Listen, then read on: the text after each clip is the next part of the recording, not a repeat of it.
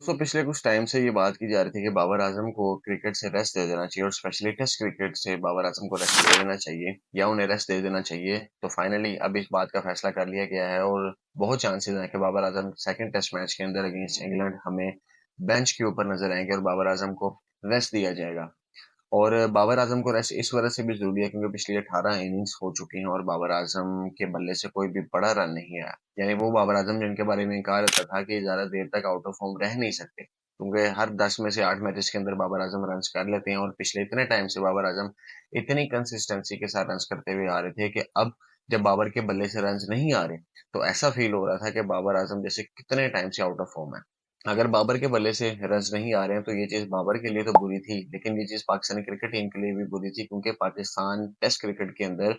बहुत ज्यादा तबाही का शिकार इस वक्त हो चुका है क्योंकि 2024 के अंदर अभी तक हमने एक टेस्ट मैच भी नहीं जीता और ना ही 2024 के अंदर बाबर आजम की टेस्ट क्रिकेट के अंदर कोई भी बड़ी इनिंग अभी तक आई है। वैसे तो बाबर आजम को तकरीबन 1.5 साल हो गया कि बाबर के बल्ले से कोई भी बड़ी इनिंग नहीं है टेस्ट क्रिकेट के अंदर और इसी वजह से बाबर आजम को रेस्ट देने का फैसला कर लिया गया है और ये एक अच्छा फैसला भी हो सकता है क्योंकि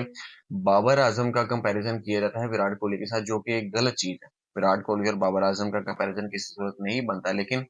अगर विराट कोहली के ऊपर भी बुरा टाइम आया था तो विराट कोहली ने भी रेस्ट लिया था। बल्कि विराट कोहली तो ये कहते थे कि मैंने 1 महीने तक बल्ले को हाथ भी नहीं लगाया था और वो अपने फैमिली के साथ जो थे वो किसी दूसरे मुल्क चले गए थे ताकि वो अपने फैमिली के साथ टाइम गुजारें और उनका दिमाग थोड़ा सा रिलैक्स हो। जिसके बाद वो वापस जब क्रिकेट के अंदर आए तो फिर विराट कोहली को हम सबने देखा कि उनके फॉर्म भी उनके साथ ही वापस आ गई। लेकिन अब बाबर आजम को भी रेस्ट देने का फैसला कर लिया गया है और बाबर आजम के लिए भी जरूरी है कि वो अपनी फैमिली के साथ ही अभी इस वक्त टाइम गुजारें,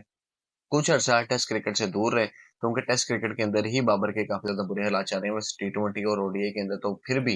किसी ना किसी तरीके से बाबर आजम रन कर लेते हैं, लेकिन टेस्ट क्रिकेट के अंदर पिछली 18 इनिंग से बाबर आजम के बल्ले से कोई भी रन नहीं आया। और 12 दफा जब कैप्टन से भी शान मसूद से और कोचेस से भी ये सवाल पूछा गया बाबर आजम के बारे में तो वो हमेशा बाबर को डिफेंड ही करते नजर आते थे कि बाबर आजम जिस तरह का प्लेयर है हम ये चाहते हैं कि बाबर आजम जो है वो एक इनिंग अगर उसकी अच्छी आ जाती है वो 50 कर लेता है 100 कर लेता है तो बाबर का कॉन्फिडेंस बिल्डअप हो जाएगा, वो वापस से इनफॉर्म हो जाएगा। लेकिन 18 इनिंग्स हो चुकी हैं लेकिन अभी तक बाबर आजम जो है वो आउट ऑफ फॉर्म ही चल रहे हैं टेस्ट क्रिकेट के अंदर। तो इस वजह से अब ये फैसला किया गया है कि बाबर आजम जो है वो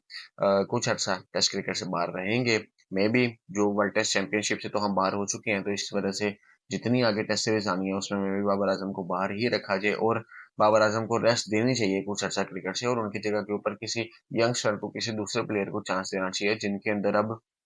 काबरान गुलाम का नाम आ रहा है, मोहम्मद हुरैरा का नाम आ रहा है, इमामुल हक और मीर हमजा को भी टीम के अंदर शामिल किए जाने का इम्कान और स्पेशली नुमान अली को एज अ स्पिनर टीम के अंदर वापस बुलाया जा सकता है और माइट भी पॉसिबल कि बाबर की जगह अब कामरान गुलाम को दूसरे टेस्ट मैच के अंदर मौका दिया जाए या मोहम्मद हुरैरा को मौका दिया जाए। ये तो जब स्क्वाड अनाउंस होगा तभी पता चलेगा। आपको ये फैसला कैसा लगा है बाबर आजम को रेस्ट दिए जाने का, वो आप लोग कमेंट बॉक्स में जरूर बताइएगा और चैनल को सब्सक्राइब और बेल आइकन को प्रेस जरूर कीजिएगा।